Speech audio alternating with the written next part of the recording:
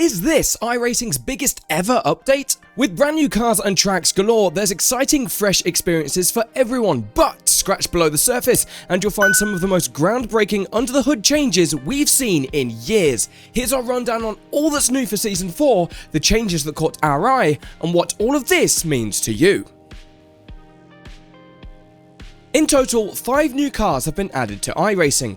On the road side, we complete the 2023 IMSA field with the Porsche 963 and the Acura ARX 06 GTP machines, plus the all-new Ferrari 296 GT3, and we're expanding the open-wheel roster with the introduction of the Super Formula SF23. Over on the ovals, the NASCAR Classic Pontiac Grand Prix 1987 joins the Chevrolet Monte Carlo, the Ford Thunderbird and the Buick LeSabre to round out the renamed NASCAR Legend Series. With 2 more popular series now having full fields and back-end systems that can handle all those different cars, more on that later, iRacers have more choice in what series they race than ever before. It's early days, but each of the new machines, all AI racing compatible and on the new damage model as standard, have been well received, with the Super Formula SF23 in particular gathering rave reviews. High on downforce but far more drivable than the Mercedes W13, it's sure to be a highlight of Season 4 and beyond.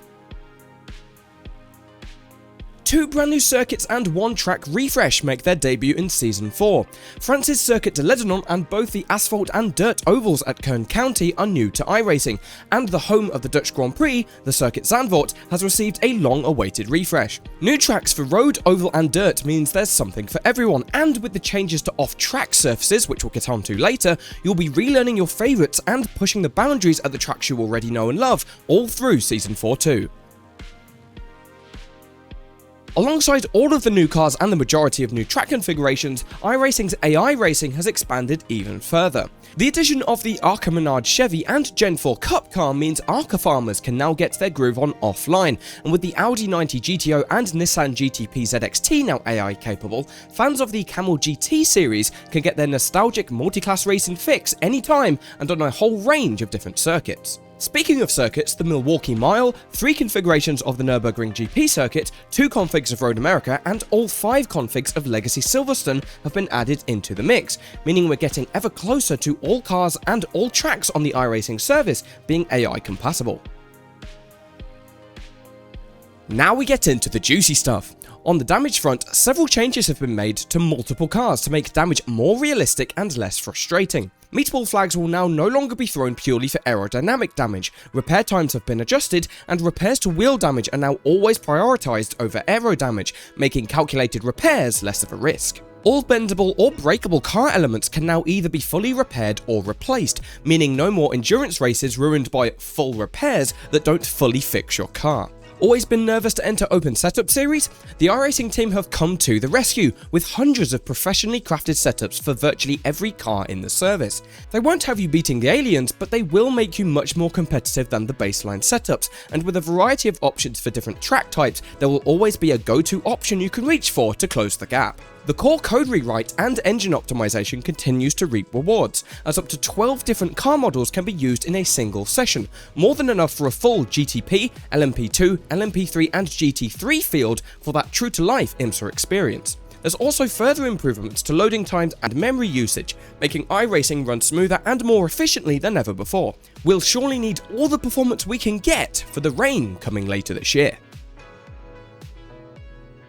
Saving the best till last, this single line in the release notes is providing the most significant change to the iRacing experience in years. Rolling drag has been rebalanced for off-track surfaces. This change should provide a much more realistic experience for grip and momentum when driving on grass, sand, gravel, grasscrete and other off-track surfaces. Now, we weren't expecting super realistic grass physics, but we were pleasantly surprised to find that dipping a wheel on the grass is now much more forgiving. You'll still unbalance the car and lose time, but you won't immediately lose all rear grip and spin off into the tyre barriers. Yes, that's right, grass is no longer glass in iRacing. Sand and gravel also behave much more realistically now, meaning there's sizable differences between asphalt, grass and gravel runoffs, and real changes you'll need to make to your lines at particular circuits. This does mean that some iRacing staples are no longer possible, for example jumping the wall at Bathurst, but there's no doubt that these huge improvements were well worth those changes. This off-track rework was likely a must-do ahead of the introduction of rain and other weather systems that have been in the works for most of this year. If they're pursuing truly realistic rain and weather systems, can we expect further improvements to create truly realistic grass and off-track surfaces to follow? Who knows, but for now, these changes for Season 4 will no doubt have a huge impact on the racing across a whole range of iRacing's most popular series, and we can't wait to see how this changes the status quo.